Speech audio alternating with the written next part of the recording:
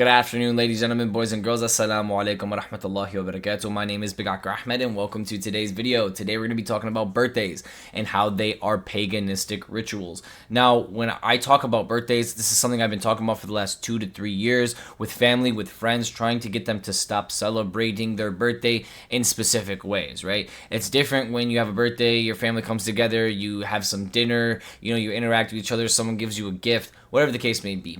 Then there's the case of lighting candles, standing in a circle, chanting this chant, and then blowing out candles and making a wish to the sky, to the air. Not making a prayer to God Almighty to go ahead and guide you, right? But you're calling upon something else. You're wishing upon nothing. You're wishing upon something else. You're doing this weird ritual where people stand in a circle and sing a song to go ahead and give an offering to make some wish happen, right? And this is a paganistic ritual. This is how it works. If you watched any movie and you've seen a bunch of cloaked people in the woods standing in a circle around a big burning something, making, an offering and making these chants and saying these chants at the same time, there's no difference. There's no difference between when you're standing around a Christmas tree that's all lit up and has a paganistic star on top, or you're giving it offerings and presents underneath it and singing and chanting these songs around it. These are paganistic rituals. These are rituals that go ahead and summon the unseen, the jinn or the demons, the shaitan, that go ahead and come and attach themselves to you and they mess with you. And this is why artists in the music industry, they sell their soul and they do these things. They're attaching themselves. They're doing rituals to attach their self and attach this jinn or this shaitan, this demon, onto them, right? And this is just how it works. It's how it's worked for so many years. Allah subhanahu wa ta'ala, God Almighty, never told us to sing happy birthday and stand in a circle and light candles and do any of this stuff. This is paganistic practicing, and this is something that I've been trying to stop with the people around me for quite some time now. And I'm going to go ahead and share a story about my experience a couple years ago and how God Almighty had gone ahead and showed me and showed my family the truth around this and had given me the sign that I gone ahead and prayed for and asked for. And it's very transparent. It's very clear. And it's something that I asked for specifically to show my friends, show my family, show myself that this is physically a paganistic practice and there's nothing greater than Allah subhanahu wa ta'ala, and there's no guidance greater than Allah subhanahu wa ta'ala. So without further ado, let's go ahead and jump into this. We are going to be reacting firstly to an ex-Satanist. He is a now Muslim. He reverted to Islam. Alhamdulillahi Rabbil Alameen. But we're going to go ahead and listen to him and what he has to say on the birthdays and why this is a paganistic practice, because he himself was involved in rituals and he's involved in the jinn world and attaching himself to these spirits and making offerings and doing these things. So he would be a really good person to go ahead and explain this thing, especially someone who is now Muslim, who understands the the credentials of Islam and how the Quran works and things of this nature. This is a really good person to go ahead and explain these things. So without further ado, let's go ahead and jump right into this. When the conversation about jinn, or specifically the Quran, comes up, you start getting a whole mix of different stories. You have a smoothie that is blended between fact and fiction, real and fake. And on one side of the fence, you have stories that are faker than a politician's smile. And on the other side of the fence, you have real things in real environments and real situations that did happen that nobody believes. And whenever it comes to the jinn, the worst thing you can do is be afraid of them. Your fear is feeding into them. And I don't care how many times I say this, I'm going to continue to repeat it till the day I die. Fearing the jinn is what they want and how they consume energy and how they survive and get stronger. Now, of all the This is a very important point he makes, and this is one of the number one things that people go ahead and ask about God Almighty. When we say fear God, this is one of the most important things, is to fear Allah subhanahu wa ta'ala, fear God. And when we say fear God, it's not in a way of like, oh, God's going to burn you and throw you in hell. No, more or less fear God in a respectable manner, right? Like, when I'm going and doing something bad, that I know that if I get caught, my mom is going to be disappointed in me. That's why I fear my mom. I fear my mom not because of the punishment, but I fear my mom because of the disappointment, right?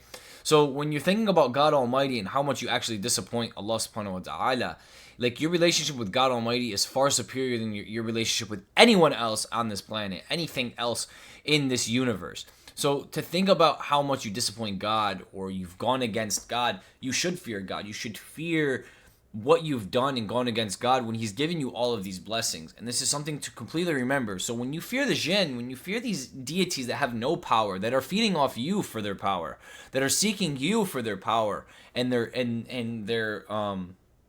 to feel important or to feel powerful, to feel strong, and you fear them, you're scared of them, and you have no faith, this is something that drives them. This is something that makes them stronger and makes them more persistent and more motivated to go ahead and attack you in specific. So it's very important to keep up your prayers, keep up your fasting, keep your strength with God Almighty strong, and not be scared of these weak entities, right? The one that's causing the most amount of problems in your life is the Korean. Its job is to be the devil on your shoulder, to sit there and make you impulsive, to make you fall to temptation, to do all these negative acts, to commit haram, to commit sins, and just entirely destroy your life. And the quickest way to empower the Korean is by celebrating your birthday. Birthday parties are rituals. Every ritual that has ever existed at any point in time consists of 3 parts. It's intention, meditation, and energy source. Your birthday party is not exempt to this rule. And if you think about this, just break down the parts of a birthday party, you'll start to understand. They light the candles, they sing a mantra around a fire, and then make a wish at the end of it. That is the direct traditions of a genie, a Disney Channel genie, of them popping out of a lamp and granting you your wishes. So the meditation source of a birthday party is when you are staring off in those candles, that moment of bliss where you're just zoned out entirely on the flame. The energy source is a multitude of things. It's going to be the people around you that's singing the mantra, that is pumping energy into this ritual. It's going to be the flame from the candle. The offering to the jinn is the cake. And then your intention of this ritual is going to be the wish, whatever wish you keep to yourself. Now, what's really fascinating about the Korean is they hear everything. And a lot of the time, people don't realize that they're doing these spells and they're wishing upon things that they don't actually want to come true. You should always be careful of the things you say when you think nobody's listening. There might be something in the corner. Now, birthday party rituals are extremely dangerous, and most people don't realize this at all. All it takes is one bad apple in the bunch of people singing that mantra to turn this birthday party ritual into a curse instead. Just one set of intention of jealousy and destruction from somebody you have close to you can turn it directly into a curse. And this is exactly why birthday parties aren't even haram. They are shirk. They are forbidden. We're not supposed to have them for this exact reason. They are celebrating the jinn. Now, the specific jinn it's celebrating is your Korean. The Korean is a jinn that is assigned to you at birth. Furthermore, on people's birthdays is when they commit the most amount of sins or haram. This is the day where everybody just goes and gets blacked out drunk and tries to hook up with random people and just makes horrendous acts and terrible decisions the entire night. Now, drinking on your birthday adds another level of danger to the situation. There's a reason why alcohol is called spirit, because it is said that the spirit leaves your body during this time whenever you're drunk. Now, we know your soul can't really detach from your body. If that happens, then you're probably not going to be breathing very long. But the truth is this is whenever the Korean is the loudest. The Korean's best trick is to make you impulsive. Convincing you to make decisions on the fly and falling into these temptations and impulses is the best thing it can do. It doesn't really have much strength outside of that. That being said, people in the West are the biggest victims to the Korean, and it's no surprise by this. They're very impulsive, they act on emotion and just quick thinking, or if they even think at all. And you can see this in... Okay, awesome. So I'm going to go ahead and end that right there because I believe he's done speaking about birthday parties. But what was he saying right there? He's saying that there is this jinn, and it is called the Korean, right? Or the Korean. I'm not sure what the specific phrase is, but this Korean or Korean is attached to you and is assigned to you at birth. And when you go ahead and you light this cake up and you light these candles up and you do this, this is a ritual or an offering to that Korean or the Korean that is attached to that person whose birthday it is. Because on your birthday when you were born, this jinn is attached to you or is assigned to you, right? The shaitan is assigned to you. So this is something that we're celebrating not the birth of you, but we're celebrating the connection that this deity has to you, and we're giving it an offering, which is the cake, and we're lighting these candles, and we're singing this song, and we're standing in a circle, and we're doing exactly what a pagan ritual entails. Exactly what a ritual entails. When, like I said before, when you see those guys with the capes that go in the middle of the woods, and they do all of this stuff, they stay in a circle, and they make offerings, and and a lot of the times, the people at the top, they give more than just a cake. They might give their son or their daughter. They might offer up straight up human beings, animals, things of this nature. And these offerings are way more intense. The stronger the offering, the stronger the jinn, the more powerful the black magic or that connection between you and that spiritual world becomes. And when you start doing this, like he was saying, this is complete shirk. This is something that becomes a worship other than God Almighty. You are relying for something else to give you power other than the creator of all things. How could you rely on anything else but the thing that created the oceans, the sky, the angels, the heavens, the earth, everything? How can you go ahead and put your faith or put your all your power into something else?